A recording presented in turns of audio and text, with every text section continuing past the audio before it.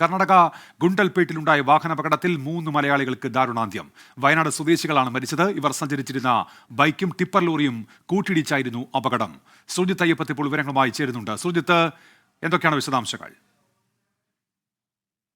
മണിക്കൂർ മുമ്പാണ് ഈ അപകടം ഉണ്ടായത്. കർണാടക ഗുണ്ടൽപേട്ടിലാണ് വാഹനാപകടത്തിൽ 3 വയനാട് സ്വദേശികൾ മരിച്ചിരിക്കുന്നത്. പൂതാടി സ്വദേശി ധനേഷ് മോഹൻ, ഭാര്യ അഞ്ജു, മകൻ ഇഷാൻ കൃഷ്ണ, 6 വയസ്സാണ് കുട്ടിയുടെ പ്രായം.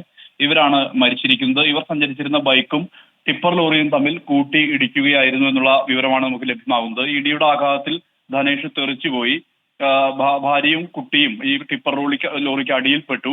ഈ ബൈക്ക് ടിപ്പർ ലോറിക്ക് അടിയിൽപ്പെട്ട നിലയിലാണുള്ളത്. തത്സമയം അവിടെ വെച്ച് തൽക്ഷണം തന്നെ മരിക്കുന്ന ഒരു സാഹചര്യമാണ് ഉണ്ടായതെന്നുള്ളതാണ് ദൃക്സാക്ഷികൾ അടക്കമുള്ളവർ പറയുന്നത്. മൃതദേഹം മാറ്റാനുള്ള നടപടികൾ തുടങ്ങിയിട്ടുണ്ട്. ഇവർ പൂതാടിയിലെ തുവരിമല സ്വദേശികളാണ് എന്നുള്ള വിവരം കൂടി നമുക്ക് ലഭ്യമാകുന്നുണ്ട്. ഉന്മേഷ്. സുജിത്ത്, എങ്ങനെയാണ് ഈ അപകടം ഉണ്ടാകുന്നത്? ഇവർ ഇടിച്ചു കയറിയതാണോ അതോ ടിപ്പർ വന്ന് ഇടിച്ചു വീഴ്ത്തുകയായിരുന്നു ഇവരെ? ഏത് സാഹചര്യത്തിലാണ് അപകടം ഉണ്ടായതെന്ന് സംബന്ധിച്ചുള്ള വ്യക്തത ഇതുവരെ വന്നിട്ടില്ല. അപകടം ഒരു മണിക്കൂർ മുമ്പാണ് സംഭവിച്ചത്.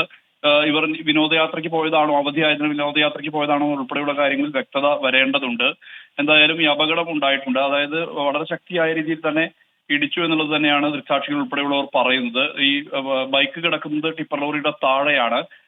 ഈ ധനേഷ് തെറിച്ച് പുറത്തേക്ക് വീണു. ഈ അഞ്ജുവിന്റെ കാൽ വേർപെട്ട നിലയിലായിരുന്നു എന്നുള്ളതാണ് ദൃക്സാക്ഷികളടക്കമുള്ളവർ പറയുന്നത്. കുട്ടിയും ഇതിനടുത്ത് അവിടെ തന്നെ തൽക്ഷണം തന്നെ മരിക്കുകയായിരുന്നു എന്നുള്ള വിവരമാണ് നമുക്ക് ലഭ്യമാകുന്നത്.